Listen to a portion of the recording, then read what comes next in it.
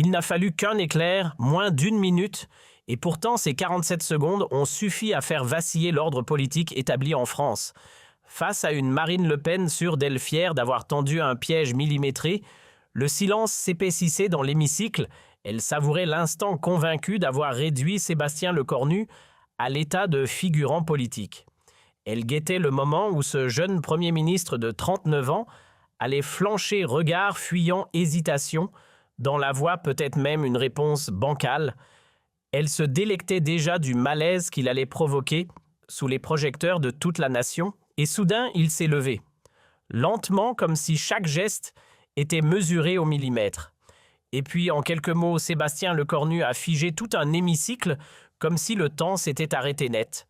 Ce n'était pas une de ces chamailleries politiques sans lendemain qu'on oublie aussi vite qu'on les entend.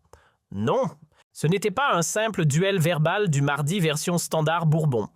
Ce moment-là, c'était autre chose, une cassure dans le scénario, un basculement, celui où un homme inconnu des joutes de pouvoir osait se dresser face à une institution figée et où, sans hurler, sans insulter, il annonçait calmement mais clairement la fin de l'hégémonie écrasante du Rassemblement national sur les bancs de la République.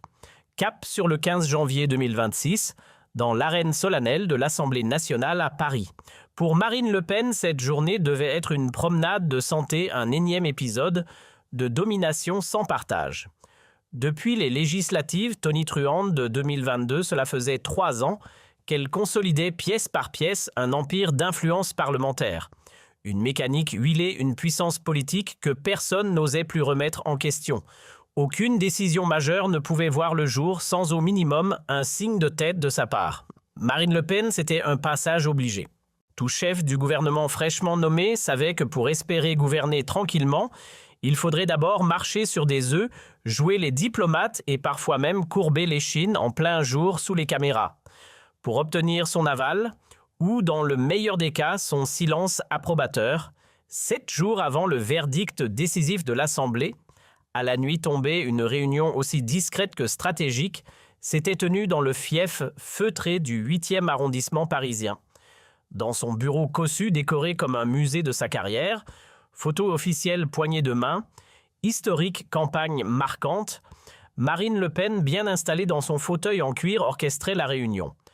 À ses côtés, une poignée de fidèles parmi les fidèles des cerveaux politiques, aguerris des experts du rapport de force, prêts à affûter le plan d'attaque. Jordan Bardella, le jeune visage officiel du parti, ne manquait évidemment pas ce conseil de guerre nocturne. Autour de lui, quelques figures clés du mouvement stratège affûté vétéran des coulisses politiques penchaient ensemble sur le puzzle complexe de la situation nationale. L'ambiance n'était pas à la plaisanterie, chaque scénario était étudié avec le sérieux glacial d'un état-major peaufinant les derniers détails d'une offensive majeure. Face à eux, Marine Le Pen, concentrée, balayait du regard les derniers sondages étalés comme des cartes de bataille. Elle fronçait les sourcils. « Ce Lecornu, il commence sérieusement à nous échapper. » Lâcha-t-elle sèchement. Trop sûr de lui, trop bien traité par les médias. Et ce qui m'inquiète le plus, c'est que les Français l'aiment bien. Un silence pesant accueillit ces mots. Elle reprit « Il est temps de lui rappeler et vite qui tient les commandes de ce pays. » Le plan qu'ils allaient affiner jusqu'au petit matin tenait en une idée simple, le ramener brutalement à la réalité et ce devant toute la nation. Le moment choisi, le vote de confiance sur le budget 2026. L'objectif, le placer face à ses limites, l'exposer et lui rappeler en pleine lumière qu'il n'est qu'un pion de plus sur un échiquier où elle dicte encore les règles. Pour abattre ce petit nouveau fraîchement débarqué de la défense Marine Le Pen, comptait bien sortir l'artillerie lourde. Pas des discours enflammés, non, mais l'arme bien plus redoutable d'une carrière longue comme le bras anné de joutes parlementaires, réseaux internationaux soigneusement tissés à coups de poignées de main diplomatiques, et surtout une maîtrise chirurgicale des rouages de l'Assemblée. Face à elle, un quadra à peine sorti des affaires militaires, expert en contrat d'armement, mais encore loin du champ de bataille politique. Le plan le broyait sans remords sous les projecteurs. Un démontage public méthodique devant toutes les caméras du pays. L'objectif était limpide, montrer au tout Paris politique que sans l'ombre d'un feu vert ou même un simple haussement d'épaule, du RN, aucun gouvernement n'avait la moindre chance de tenir la barre plus de quelques semaines. Ce garçon, il n'est là que depuis quoi 3-4 mois, lançait-elle d'un ton faussement amusé à ses fidèles. Moi, je connais cet hémicycle comme ma poche. Chaque article du règlement, chaque faille procédurale, chaque recoin de ce vieux théâtre. Il va vite découvrir que ce n'est pas lui qui distribue les rôles ici, c'est moi. Dans son esprit, c'était plié. Marine Le Pen ne doutait pas une seule seconde cette partie, elle allait la remporter haut la main. Après tout, depuis des années, chaque chef de gouvernement français, sans exception, avait fini tôt ou tard par venir frapper discrètement à sa porte. Toujours avant les votes cruciaux. Toujours avec le même air gêné cherchant son approbation, comme on chercherait une permission royale. Car sans elle, aucune majorité n'était jamais tout à fait assurée. Édouard Philippe avait avancé sur des œufs, Jean Castex lui avait tenté la diplomatie subtile en mode compromis à mi-chemin. Quant à Élisabeth Borne, elle avait joué la carte du déni total. Résultat, échec complet. Gabriel Attal lui avait fini par courber l'échine. À la fin, tous s'étaient pliés au rituel silencieux imposé par le RN, respecter les codes non écrits dictés depuis l'ombre par Marine elle-même, sauf qu'elle a sous-estimé un détail, un minuscule détail, mais qui allait tout faire basculer. Sébastien Lecornu, ce Premier ministre qu'elle pensait pouvoir plier comme les autres, n'entrait dans aucune des cases habituelles. Ce n'était ni un opportuniste conciliant ni un orgueilleux imprudent, c'était autre chose. Depuis sa nomination inattendue en septembre, il s'était mué en observateur méticuleux. Chaque geste du RN, chaque manœuvre parlementaire, chaque stratégie, il les disséquait avec la rigueur d'un général de brigade. Sauf que celui-ci n'était pas sur un champ de bataille. Il était déjà dans la tête de ses adversaires. Sébastien Lecornu observait tout ça avec une lucidité presque dérangeante. Il voyait ce que beaucoup refusaient d'admettre, Marine Le Pen ne débattait pas, elle imposait. Elle transformait chaque session parlementaire en démonstration de force. D'un geste, elle balayait les propositions des autres partis. D'un regard, elle faisait taire les velléités.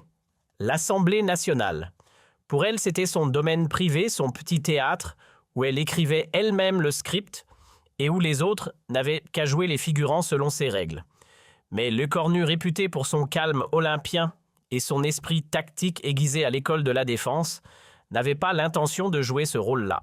Il avait pris une décision claire, il était temps de bousculer les codes, de réécrire les règles du jeu.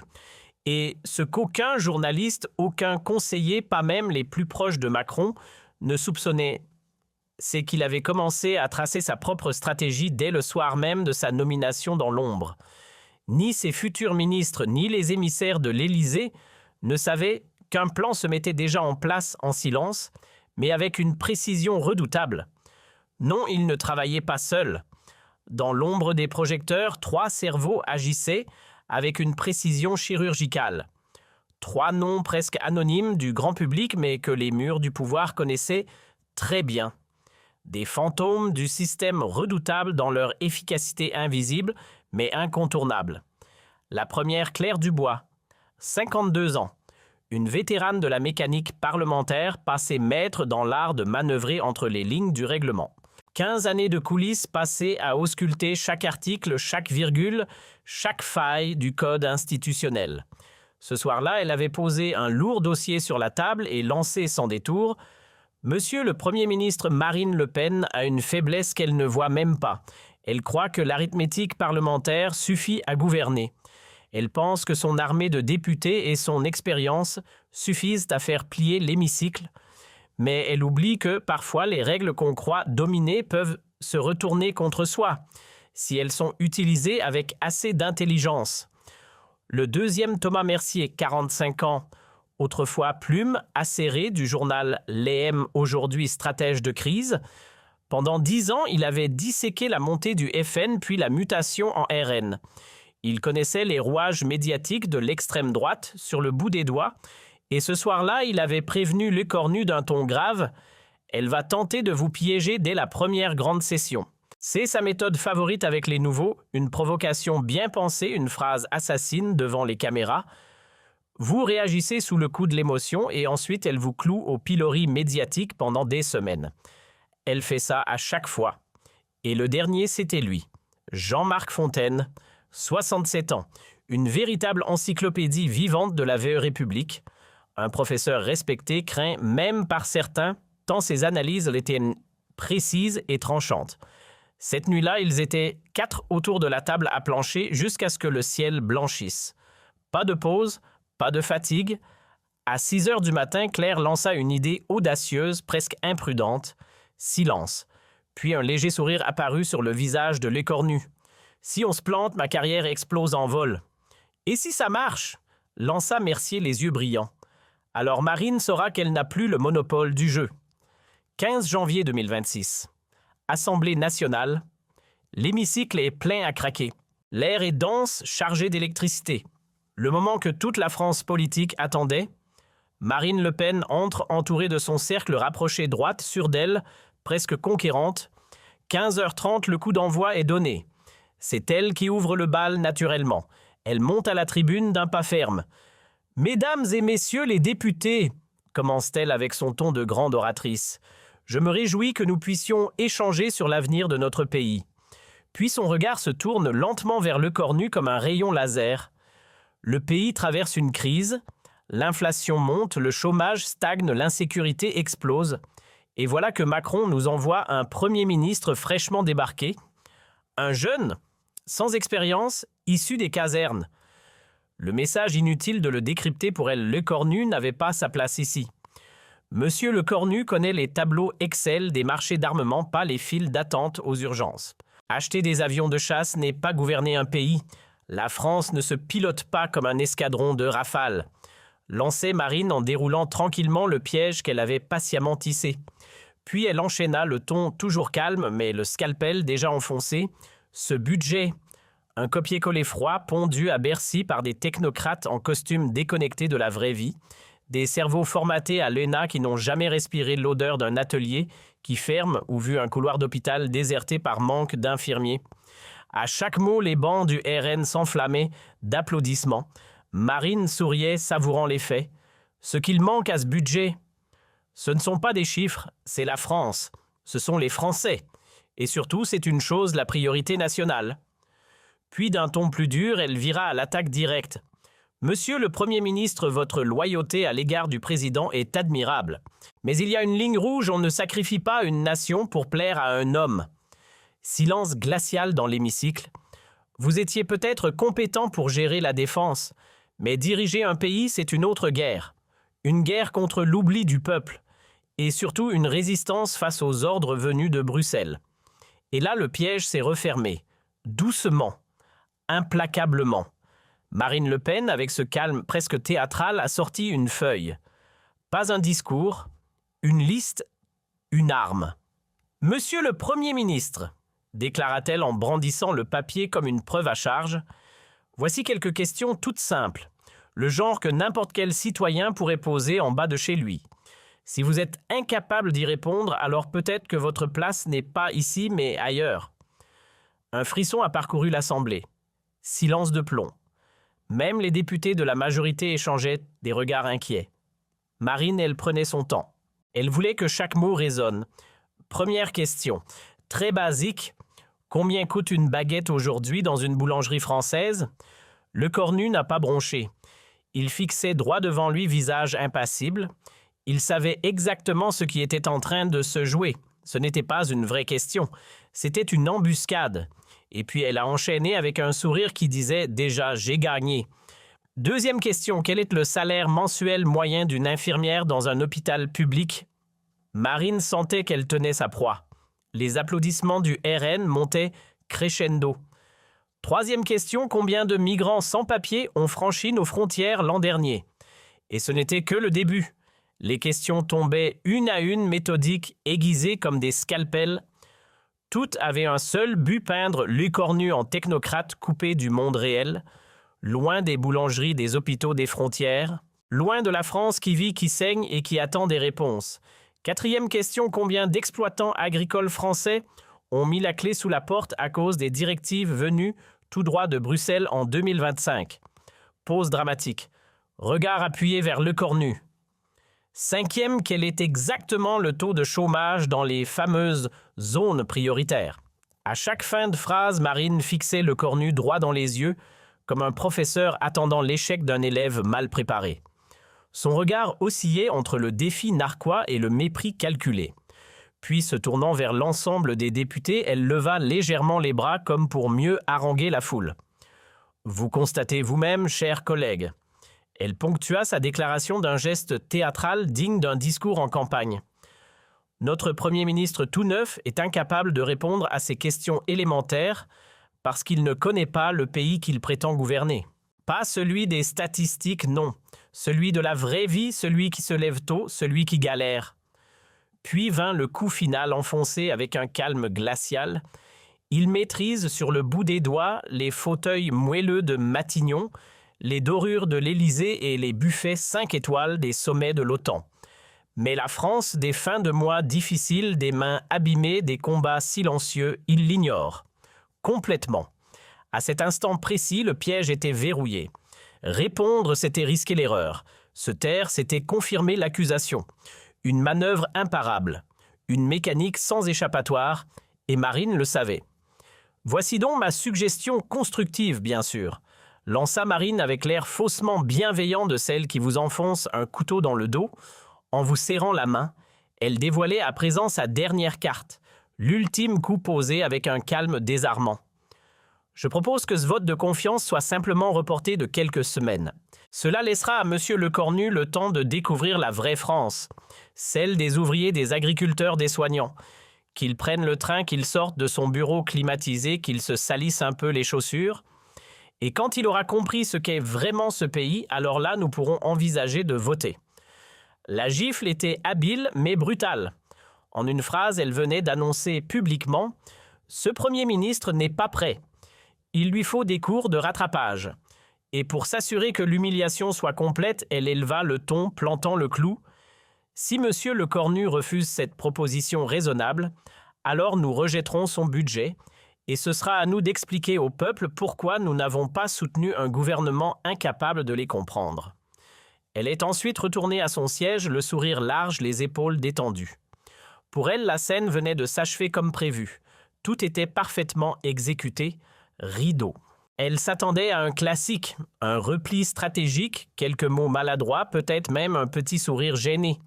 Bref, le scénario habituel, le Premier ministre battu qui recule pour mieux négocier. Mais cette fois, ce n'était pas du tout ce film-là. Lecornu s'est levé lentement. Très lentement. Comme un acteur qui connaît la scène par cœur et attend juste son signal. Pas une once de panique sur son visage.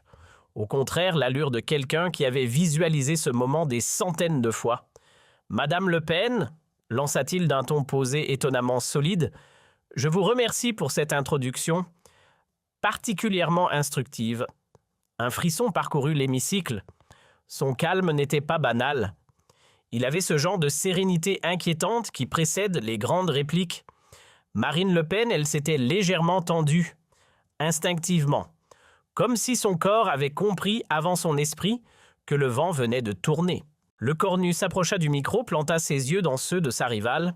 « Merci de me rappeler votre ancienneté ici. 7 ans de présence à l'Assemblée, si je ne me trompe pas. » Le silence était devenu pesant. On aurait dit que même les murs retenaient leur souffle.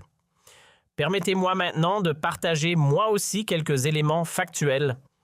7 ans de mandat et combien de lois concrètes portées à terme, je vais vous épargner le suspense 3 textes de faible envergure, 7 années, 3 lois, c'est tout. La phrase était cinglante, comme un couperet. L'Assemblée remuait doucement. Lecornu n'avait pas haussé le ton, mais chaque mot claquait avec la précision d'un verdict. « Et vos amendements, parlons-en. Vous en avez déposé 267. Sur ce nombre, 60% seulement ont été retenus. Alors oui, vous êtes active, mais l'efficacité, elle laisse sérieusement à désirer. » Marine Le Pen tenta de couper la parole. Trop tard. Le tempo était lancé et Lecornu ne comptait pas s'arrêter. « Vous invoquez l'expérience. » Très bien. Mais l'expérience, ce ne sont pas les années, ce sont les résultats. Et les vôtres parlent d'eux-mêmes. Des remous dans les rangs. Quelques députés se redressaient, surpris du ton. Élu dans le Pas-de-Calais, combien de visites l'an dernier, une par mois? 12, c'est tout. Puis il planta le clou avec un calme glacial. Vous m'interrogez sur le prix d'une baguette. À mon tour de poser une question: quand avez-vous acheté du pain vous-même pour la dernière fois? Et je ne parle pas d'une séance photo devant une vitrine. Non, un vrai achat sans caméra, sans attaché de presse. Le visage de Marine avait perdu ses couleurs. Vous m'accusez d'être déconnecté intéressant.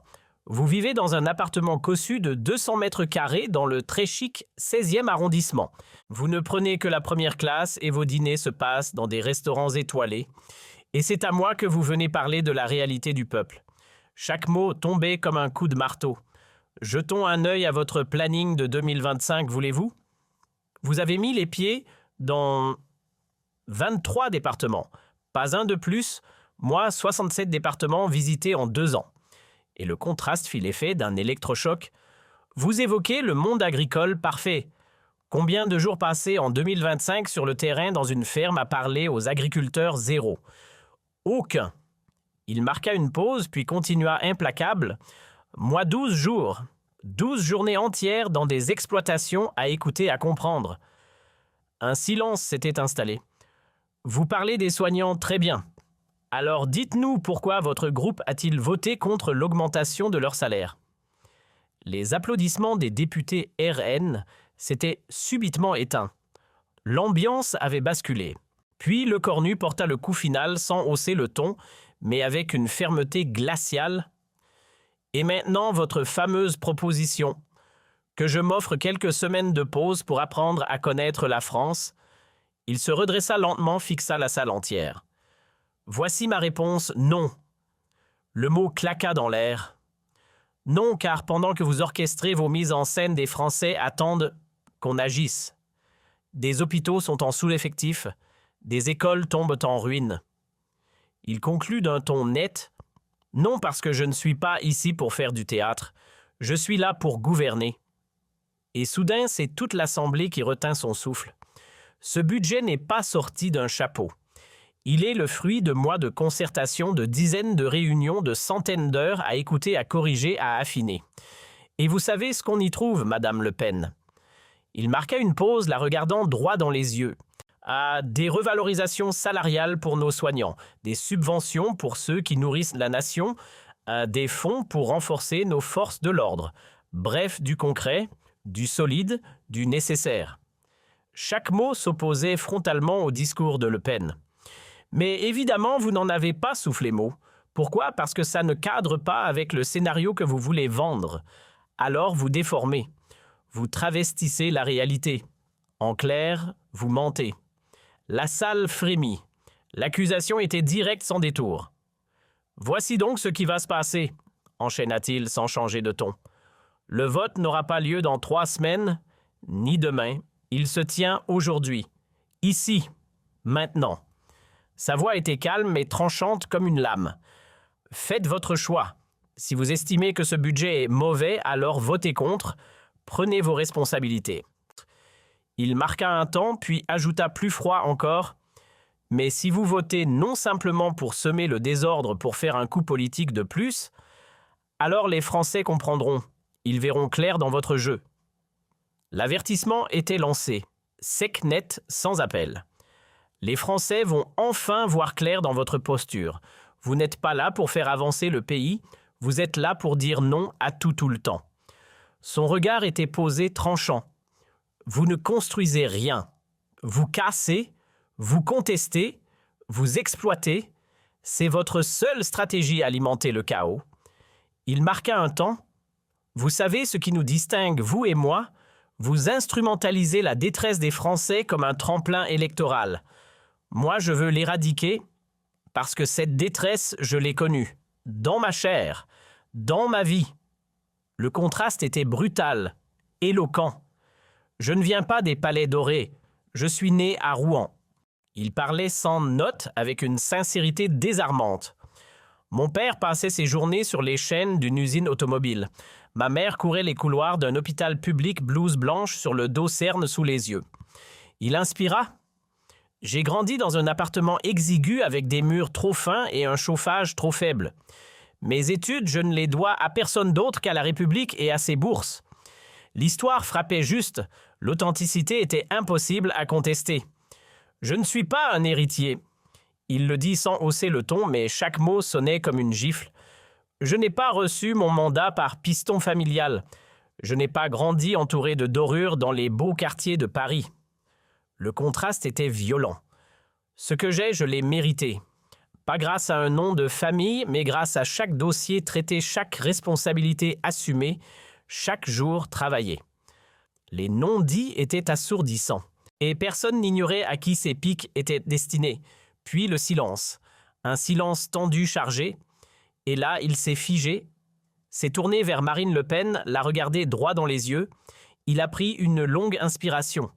L'instant était suspendu, puis il a lancé d'une voix calme mais implacable « Madame Le Pen, cela fait 3 décennies que vous répétez à qui veut l'entendre que vous allez sauver la France. » Pause.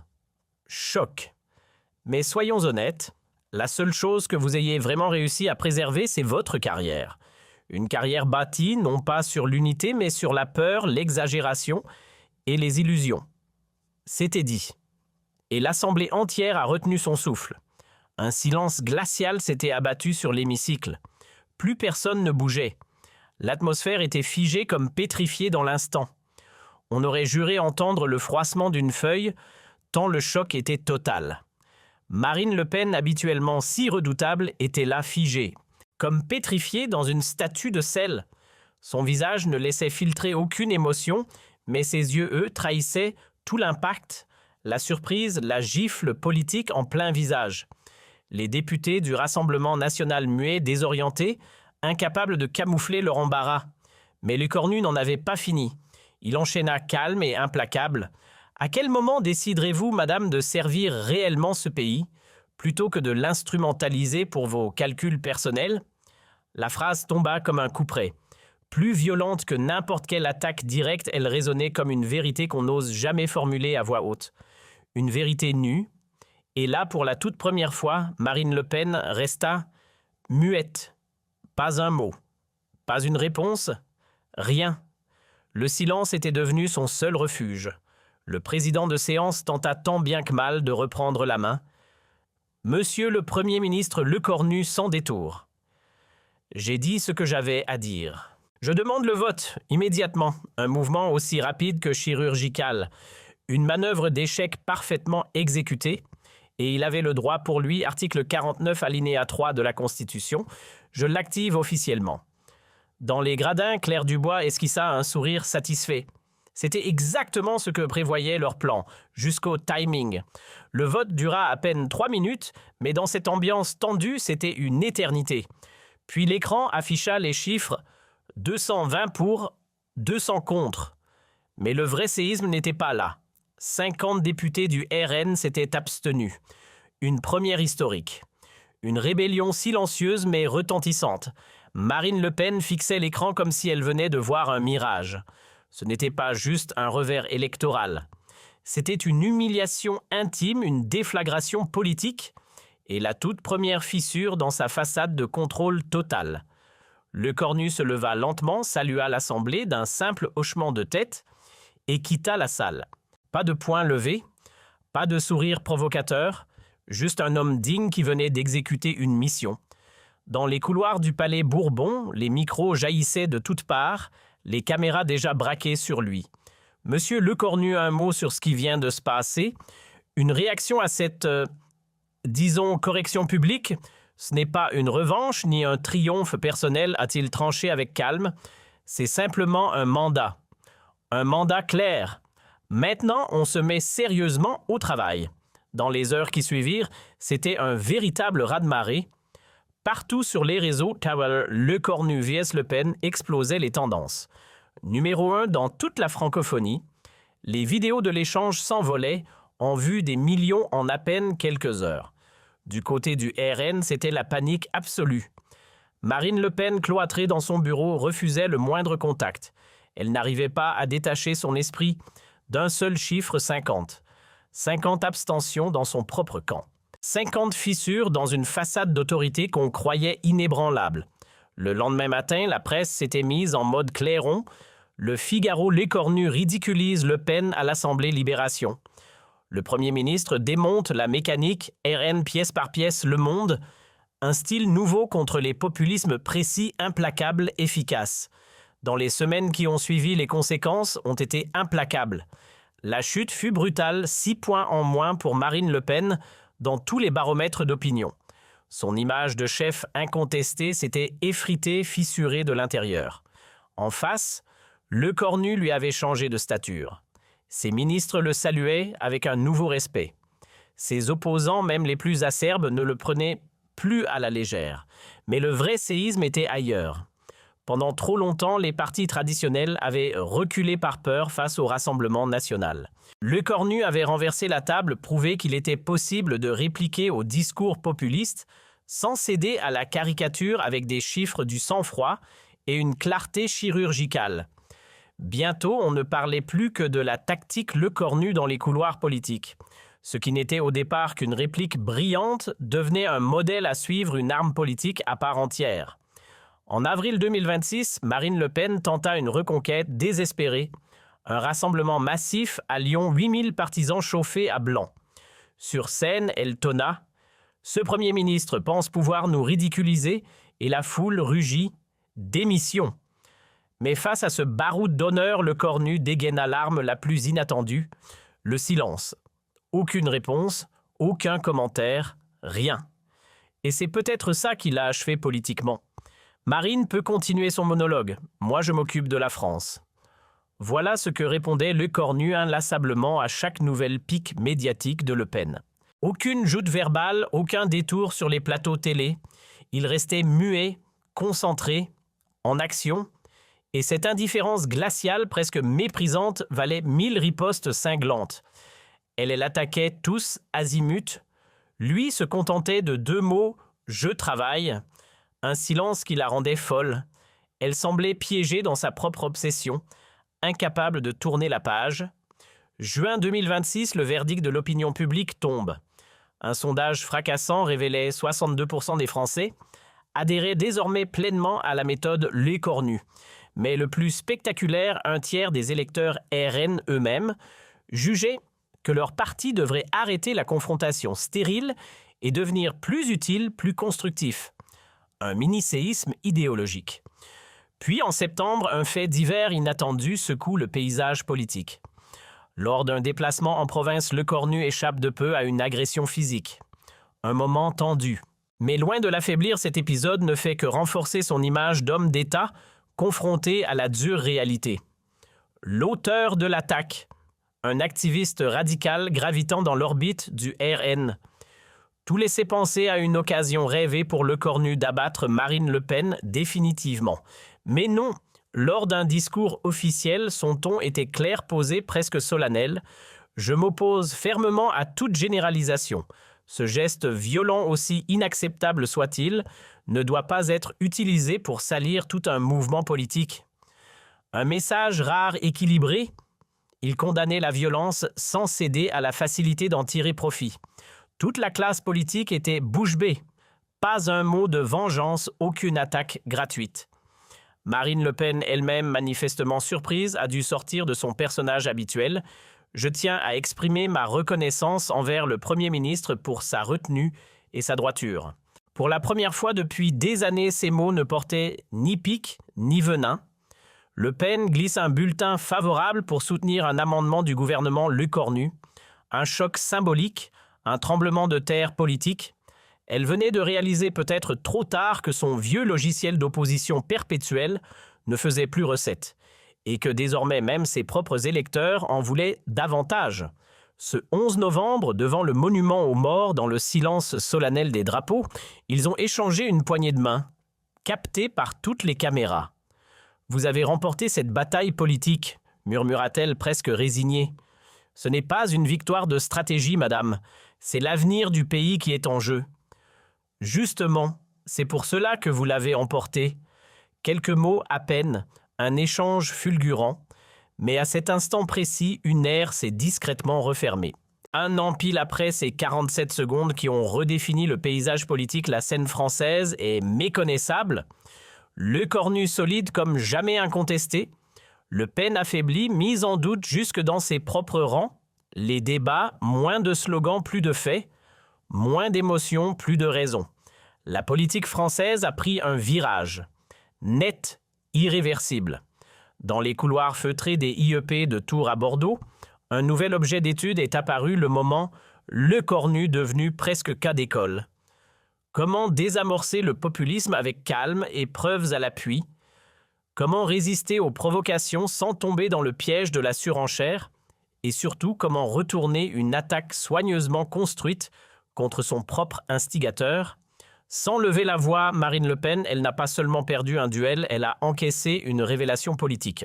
L'érosion d'une posture trop rigide, l'épuisement d'une opposition trop systématique et surtout les limites de l'arrogance répétée. Dans le secret d'une conversation privée, elle aurait lâché d'une voix à peine audible « Le Cornu m'a offert la plus violente mais juste leçon de ma vie politique. Il m'a fait comprendre que sans m'en rendre compte, j'étais devenu le miroir exact de ce que j'ai toujours prétendu combattre. Tout a basculé ce jour-là, non pas par une révolution dans la rue, ni par une réforme tonitruante, mais par 23 mots acérés lancés en 47 secondes, tranchantes comme une lame. Une phrase, une seule. Et c'est tout un échiquier politique qui s'est effondré. Car au fond, ce n'est pas seulement une chef de parti qui a été renversée. C'est toute une façon de faire de la politique fondée sur l'anxiété collective, les ficelles de la peur et les raccourcis émotionnels qui s'est effondrée, mise à nu, vidée de sa force. Le fameux moment Les Cornus a vite trouvé sa place dans les amphithéâtres et les bibliothèques. Des chercheurs l'ont analysé, des journalistes en ont fait des docus découpés seconde par seconde, et des étudiants en sciences politiques le citent déjà dans leur mémoire comme un repère historique de la VE République. Il ne s'agissait plus d'un simple débat, mais d'un basculement. Ce qui a sidéré les spécialistes, ce n'est pas seulement la force des mots, mais la froide discipline derrière leur mise en scène. Car contrairement à ce que certains avaient cru, le Cornu n'a pas improvisé. Il n'a pas explosé sous la pression, il a exécuté un plan peaufiné dans l'ombre, affûté comme une lame, et ce plan, il l'a déroulé à la seconde près. 6 mois après la tempête, un ouvrage signé Claire Dubois, la tête pensante de l'ombre, a fait l'effet d'un éclair dans le paysage politique. On y découvrait que rien n'avait été laissé au hasard. Chaque possibilité avait été passée au crible, confie-t-elle dans le livre. On avait analysé les tactiques de Marine Le Pen, anticipé ses provocations. Pour chaque angle d'attaque, une réponse calibrée était prête. Mais notre choix stratégique le plus décisif, c'était de refuser la posture défensive. Nous avons opté pour l'offensive avec une arme imparable, la vérité factuelle. Pas les cris, pas les émotions, juste les faits. Un plan d'orfèvre à la virgule près. Ce livre a mis le feu aux poudres. Certains y voyaient un calcul froid, une opération de communication cynique maquillée en héroïsme républicain. D'autres, au contraire, saluaient la rigueur, la maîtrise et l'intelligence stratégique. Mais tous, même les plus sceptiques, s'accordaient. Sur un point, l'efficacité du résultat était incontestable. Le Cornu, désormais porté par une dynamique nouvelle, a vu sa cote grimper de semaine en semaine. Les projets de loi autrefois voués à l'échec passaient soudain plus facilement. Le Parlement s'ouvrait, les rapports changeaient. Même au sein du Rassemblement national, certains députés, à la surprise générale, ont fini par soutenir ponctuellement ces propositions. Un retournement de situation que personne n'aurait osé prévoir un an plus tôt.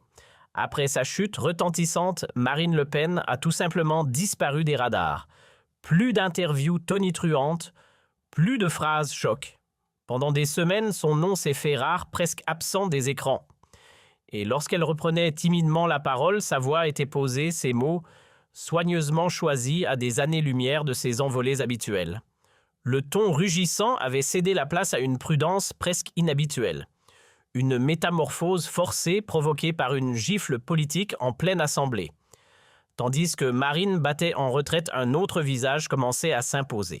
Jordan Bardella, président du RN, jeune charismatique omniprésent dans les médias, remplissait habilement le vide. Chaque plateau télé, chaque interview devenait une opportunité pour lui d'exister davantage. Et dans les coulisses, certains commençaient déjà à murmurer « Et si l'après-Le Pen, c'était lui ?» Les 50 abstentionnistes du fameux vote de confiance ne sont jamais retournés dans le rang. Ce groupe encore informel mais très soudé commençait à parler haut et fort. Il réclamait un RN renouvelé plus moderne, plus crédible. Fini l'opposition stérile. Place à une stratégie responsable, proposer, construire, convaincre. Critiquer, c'est facile. Offrir des solutions, c'est ça le vrai défi politique, affirmait l'un d'eux. Le message était clair, le RN devait évoluer ou se condamner à stagner. Le congrès annuel du Rassemblement national à Nice aurait dû être une simple formalité. Mais cette fois, les non-dits ont explosé au grand jour. Pour la première fois depuis la création du parti Marine Le Pen, s'est retrouvé publiquement remise en cause par l'un des siens. Un jeune élu arrivé à l'Assemblée en 2022 a saisi le micro et d'une voix ferme mais respectueuse a lancé devant une foule sidérée « Madame Le Pen, tout le monde ici vous respecte pour votre combat. Mais soyons lucides, notre stratégie ne parle plus aux Français. Ils n'attendent plus des slogans vides, ils réclament des solutions concrètes. Ils veulent construire, pas casser. Si on continue dans cette voie, on court droit vers l'oubli. » Un silence glacial a saisi la salle. Le tabou venait d'être brisé. Contre toute attente, Marine n'a pas riposté. Pas de discours incendiaire, pas de mise à l'écart autoritaire. Elle s'est levée lentement, visage fermé, et a simplement répondu d'un ton las. « Peut-être que vous avez raison. Peut-être qu'il est temps pour nous de changer de cap. Le monde a bougé, et il nous faut bouger avec lui. » La salle n'en revenait pas. La lionne reconnaissait à demi-mot qu'elle n'avait plus l'élan d'hier. Le lendemain, tous les JT ouvraient sur ce moment historique. Les analystes politiques parlaient de rupture, de fin de cycle. Le Pen ne l'a pas dit ouvertement, mais tout le monde a compris, elle préparait sa sortie. Son retrait de la scène politique n'était plus une hypothèse, c'était devenu un scénario en cours d'exécution. Pendant que certains digéraient encore le séisme politique de l'année passée, Sébastien Lecornu lui peaufinait chaque brique de son ascension. Lors de la traditionnelle allocution de vœux à la nation, Emmanuel Macron a pris tout le monde de court.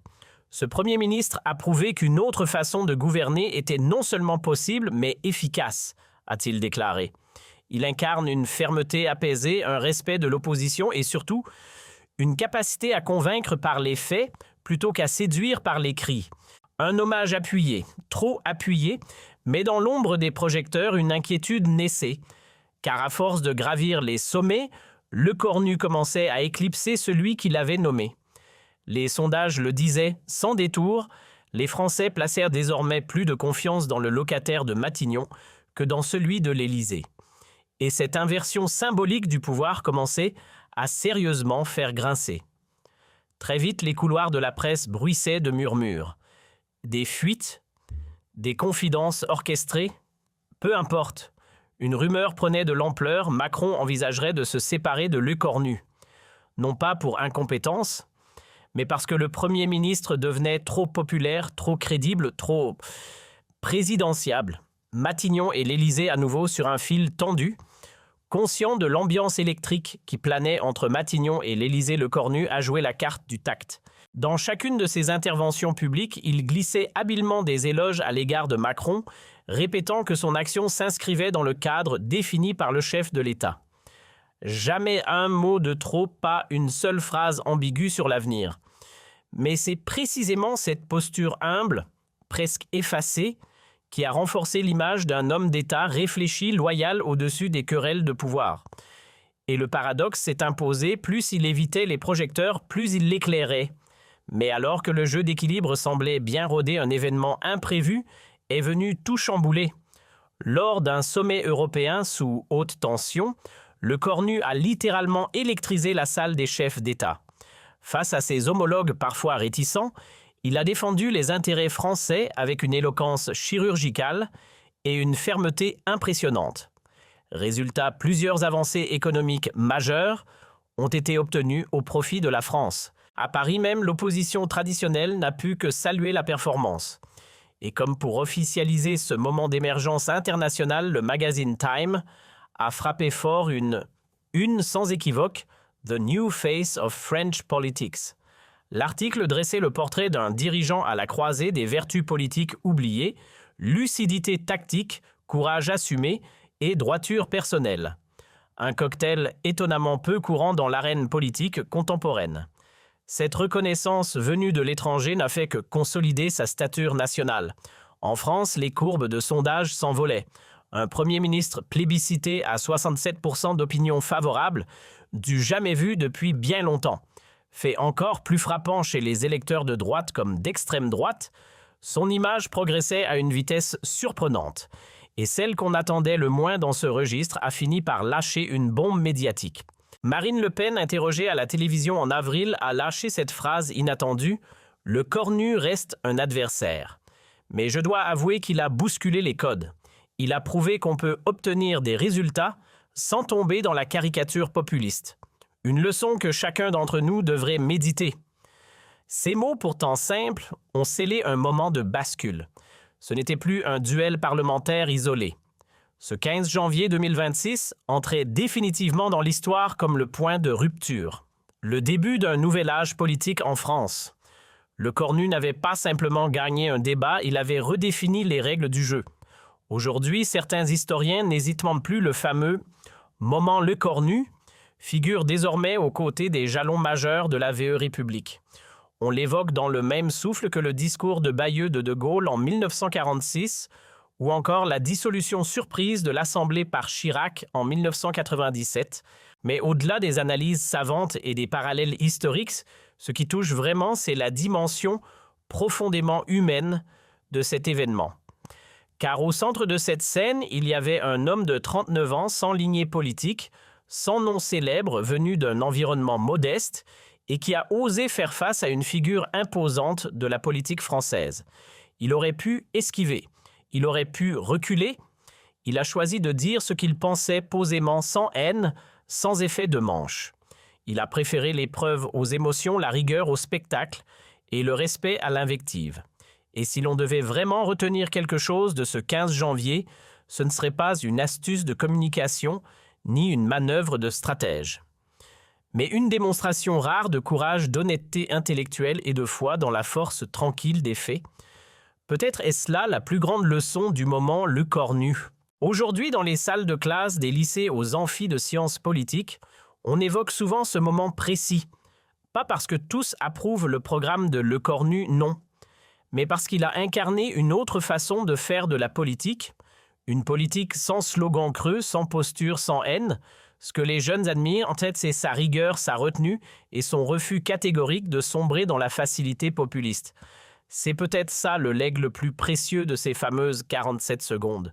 Non pas une victoire passagère dans l'arène parlementaire, mais un basculement profond dans la manière d'envisager le débat politique. Un retour salutaire à ce qui devrait être l'essence même de la République, la vérité, le respect mutuel et la force tranquille des idées. Et tout cela, cette onde de choc démocratique n'a tenu qu'à une décision, celle de ne pas baisser les yeux, de tenir bon, d'assumer ses convictions et de faire confiance à l'intelligence des Français. En moins d'une minute, Le Cornu a prouvé qu'on pouvait faire trembler un système avec du calme et des principes, et cette leçon-là se rappelle que l'éthique a encore sa place dans l'arène politique, continuera longtemps de résonner dans les mémoires républicaines.